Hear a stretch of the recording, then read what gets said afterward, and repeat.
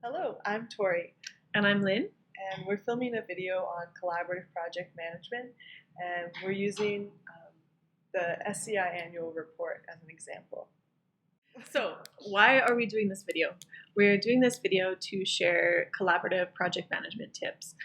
Like Tori said, they can be applied in many different cases, and we're using the example of SCI's annual report in this video. There's a key difference between being a project manager and a collaborative project manager in that a project manager has control over everything, the time, the people, the money, whereas being a collaborative project manager, you're responsible for all those things and the way people work together. So we want to give you some principles and tips for how to work together. Mm-hmm. Okay, so we'll start off with some principles, and you can expect some gradients of collaboration. So what that means is there will be different levels of collaboration from participants and throughout the project as a whole. One of the most important considerations is to identify where it's possible to collaborate at the beginning.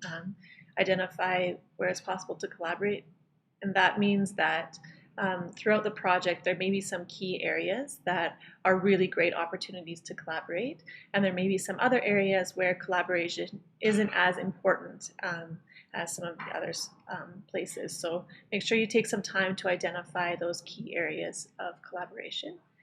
The second thing is to consider that at some points you will be managing the project, at some points you will be coordinating the project, and at some points you'll be collaborating within the project. And those three distinctions are really important as the project manager because you aren't always managing all of the time. You will be coordinating and you will be collaborating.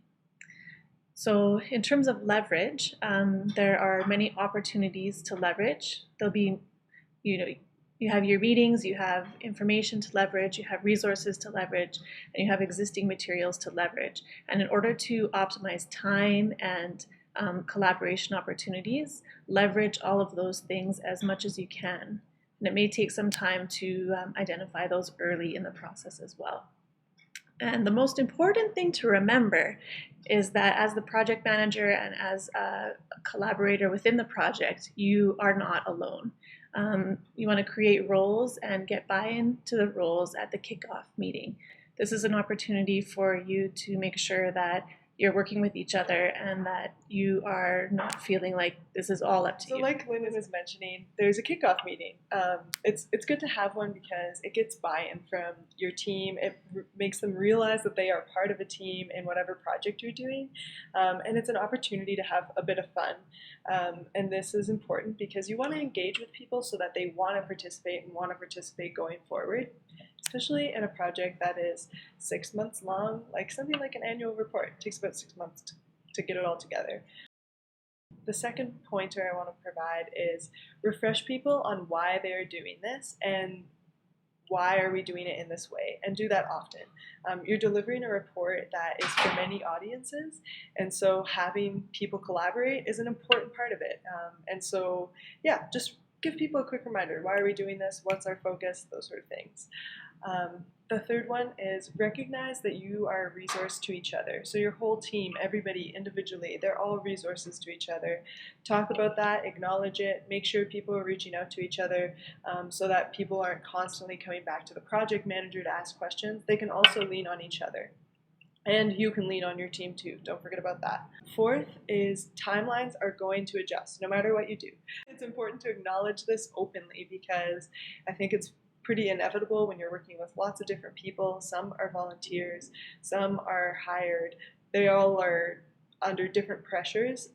So just discuss how are you going to check in on timelines adjusting? Are you going to do that on a regular basis? Or are you going to do it on an ongoing basis? And remind your teammates on a regular basis, where are we again? So people might have not looked at something related to the annual report for 2 weeks. So when you meet with them, make sure you just refresh them. We're at this stage where we're editing, or we're at a stage where we're compiling the information into one document. Just let people know in the broader context, where are you? Because they will forget. Fifth and the final one, sometimes the most difficult pointer, is create clear parameters, process, and dates for closing out the whole report or the whole project. People say the last 20% of anything is the hardest part.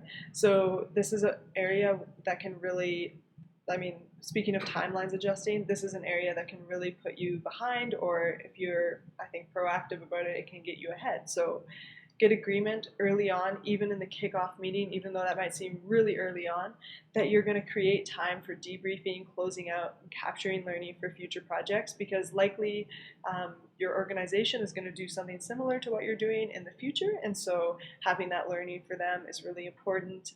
And knowing that there's time for this allows people to finish that last 20%. So there are some mentorship tools that we think fit really well with the pointers and principles that we've left you with in this video. So obviously any of the mentorship tools they're going to fit great with the project, but these are 5 key ones that we recommend reviewing maybe before your kickoff meeting or in the kickoff meeting with your participants. So check-ins, debriefs, navigating difficult conversations, supporting in a collaborative way, and giving and receiving feedback.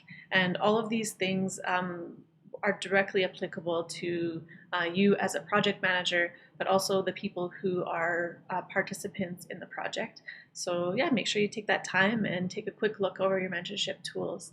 Make sure that everyone's on the same page about which ones you are going to be consciously using throughout the project. We hope you enjoyed our video on collaborative project management. Thanks for watching. Good luck. Bye-bye.